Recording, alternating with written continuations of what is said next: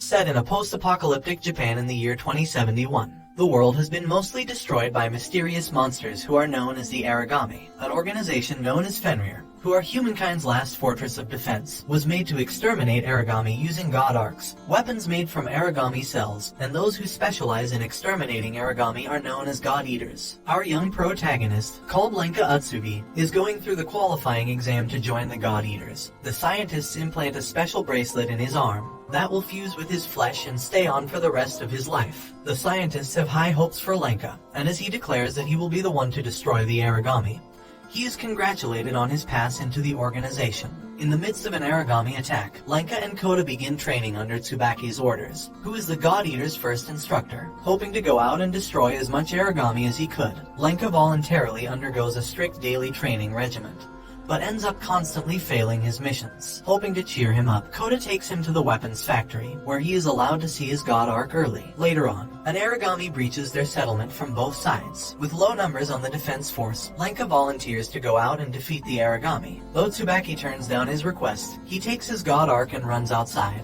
With attempts of stopping him proving to be useless, he activates his burst mode. Reaching the middle of town, Lenka confronts several Aragami as they try to kill another God Eater, but one of them knocks his God Arc out of his hand. He was then rescued by the first unit, consisting of Soma, Lindo, and Sakuya, who easily defeat most of the Aragami. Lenka then notices one remaining Aragami trying to kill a woman. Retrieving his god arc, he transforms it into a gun and kills the Aragami, impressing the members of the first unit. Lenka and one member of the first unit, called Sakuya, remark on the transformation of Lenka's god arc before more Aragami arrive. As the first unit fight the Aragami, Lenka wishes to help, but Lindo dismisses him, telling him to hide. However, Lenka disobeys orders and fires on multiple Aragami, but is injured and rushed to a medical facility. When he regains consciousness, he is locked in a holding cell by Tsubaki to await court-martial for disobeying orders. The superiors at Fenrir eventually rule that Lenka must surrender his god's arc as punishment. When a man, called Johans, tries convincing them to let Lenka keep his god arc due to the rarity of new type users, he learns that another new type user, called Alisa, is on her way from the Russia branch. During a dinner between members of the defense unit,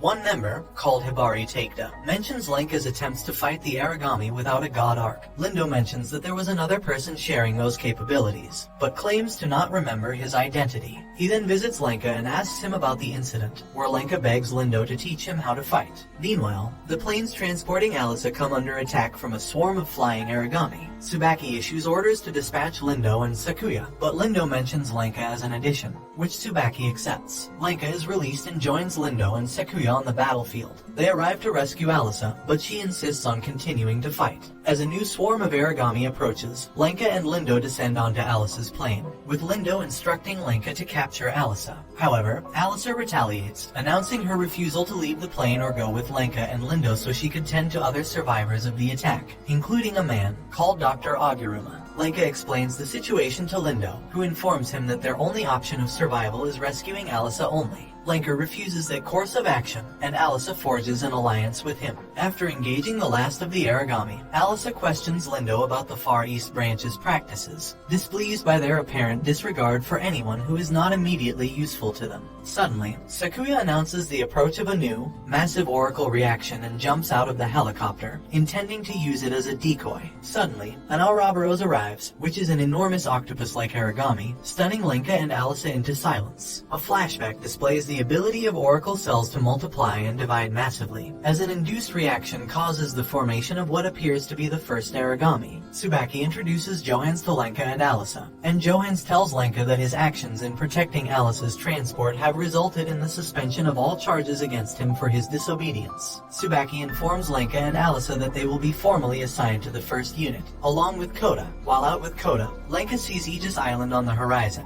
and learns that the island will be able to shelter every human on Earth once completed. Later, Lenka and Kota accompany the rest of the first unit on a mission to take down 6 powerful Aragami. During the battle, Lindo speaks out against Alice's inability to fight as a team. After the mission, the first unit encounters a group of civilians who lost most of their people in an Aragami attack, and seek shelter at the Far East Branch. Though the first unit agrees to take them to the base, Lenka witnesses the entire group being turned away upon arrival, because none of them were judged to be compatible with a god's arc. He attempts to intervene but is stopped by Lindo. In a flashback, Johans looks over a report regarding an incident with the Oracle Cell mutation. He then deletes a portion of it and replaces it with falsified information. Returning to the base, Lenka inquires about the Aegis project with Hibari, who explains that the project is not yet complete. Meanwhile, Tsubaki gives Lenka, Sakuya, Kota, and Alisa their next mission, which is to extract the cores of 2 large type Aragami. However, Sakuya has her give another mission, much to the dissatisfaction of Lenka and Kota,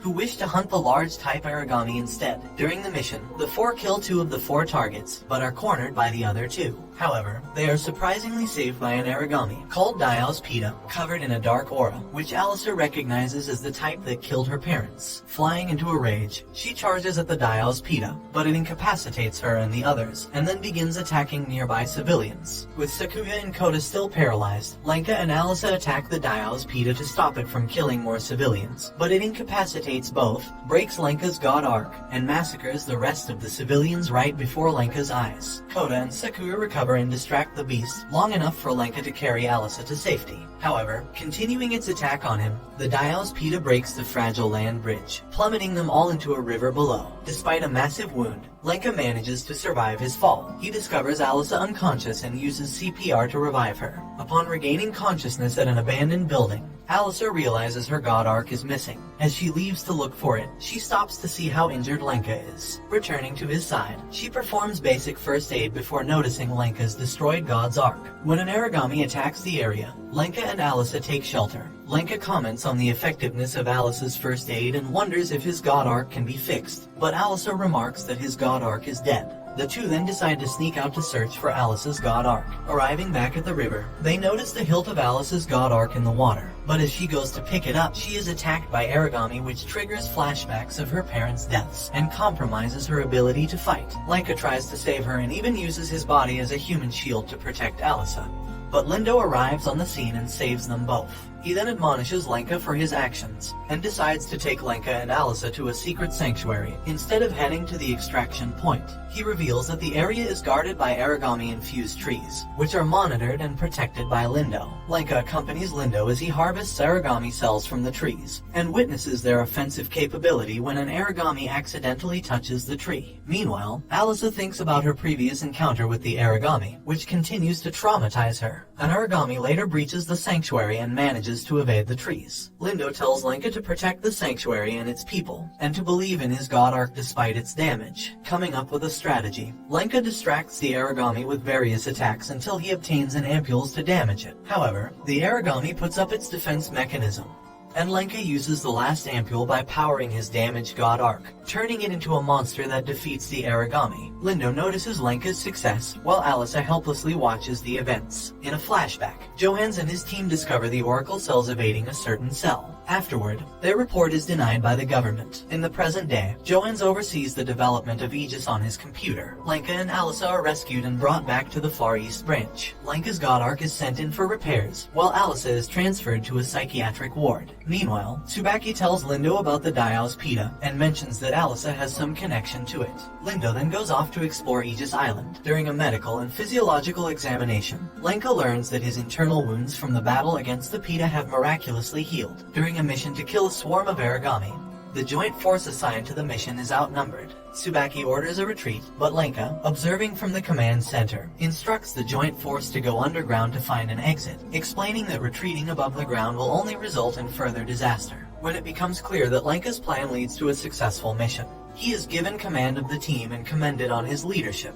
In the God Arc maintenance room, Sakaki informs Lenka that his God Arc snapped because his compatibility rate exceeded the weapon's capabilities, not from the Diao's Pita's attack. Lenka also learns his heightened compatibility rate is caused by his God Arc's Oracle cells invading his body, and at this rate, will increase even more and hasten his death should he wield his God Arc further. In a flashback, Johans, Sakaki, and Isha remark on test results of the Manigarm project. An earthquake rocks the entire planet, and enormous Oracle cell spires rise from the ground all over the world, destroying anything in their vicinity. A colony of Oracle cells is seen gathering as the first Aragami emerges from the ground.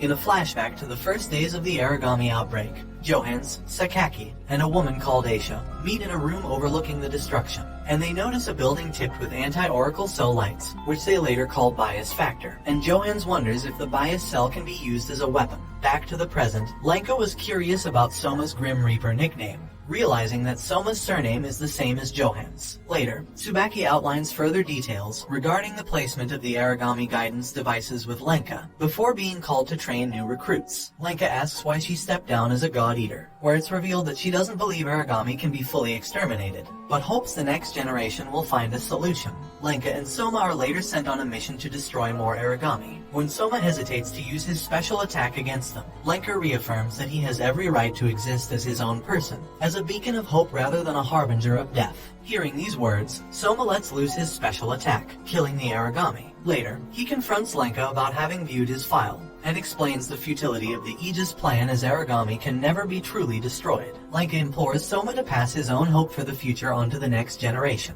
We also find out from another flashback that Aisha is Soma's mother. Meanwhile, Sakaki finishes restoring Lenka's god arc, which has taken a new form. 15 years earlier, a child, called Iroha Atsugi, and her parents is among those denied entry into Fenrir, since Fenrir only allows entry to God Arc candidates and their blood relatives, and they all test negative. Iroha's family then adopts an abandoned baby, and names him Lenka. 8 years later, Iroha and Lenka's mother fall ill, so they join a search party to find medicine for the sick. An Aragami attacks and kills everyone, but they escape. Cornered by multiple Aragami, Lindo rescues them and imparts a test kit to Iroha. Lenka then falls ill, so his mother dies after choosing to use the remaining medicine on him. Meanwhile, Lenka tests positive for compatibility with God Arc, but Iroha hides this result from him. A few years later, Aragami attacks their camp, and their father is trapped under debris. He convinces Lenka and Iroha to escape just before Aragami consumes him. After escaping, Iroha's wound infests, and immobilizes her just as Aragami surrounds their hideout. She reveals his test results and requests him to join Fenrir. However, he refused to abandon her, so she fatally slices her own throat. Saddened,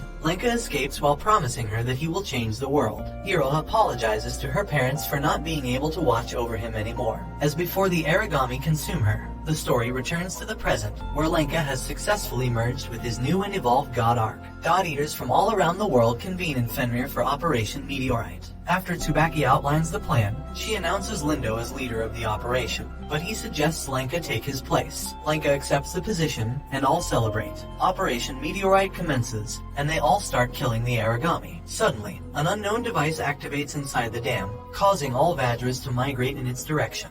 Lindo investigates and discovers it is also the location of a settlement, inhabited by refugees denied access to Fenrir. Lindo goes alone to protect them, as Aragami thwarts the other units from joining him. Thus, Lenka decides to leave the command center to aid Lindo. In a flashback, Johans and Aisha expect the birth of their child, but she is unable to deliver. The doctors perform a C-section, but flesh bursts out from her womb, instantly killing everyone in the operating room. Johan survives thanks to his good luck charm, which is composed of material that deflected the oracle cells. He finds his newborn son inside the operating room, and sees Aisha's whole body covered with flesh, except in one place with an oracle crystal core. Lenka, armed with a new God Arc, helps Lindo fight off the Vajras, reasoning that someone must have activated another guiding device, which distracted the Aragami. Lindo sets out to find it but encounters the Dial's Pita. He fights it alone to allow the others to go and protect the villagers. Lenka and the others rescue the villagers, but are shocked to see the Dial's Pita emerge without Lindo. Upset by his death, they engage in and Lenka ultimately kills it, before collapsing from accelerated oracle cell erosion. Upon recovering, Lenka becomes the new captain of the first unit with Alisa, Kota, Soma, and Sakuya. While Soma is on a mission, a shadow can be seen looking over him, who then brings various canned foods to an unseen man before stopping to smoke. And this brings the anime to an end. Don't forget to like and subscribe if you enjoyed, and turn on the notification bell so you never miss out on another video. Until next time, take care.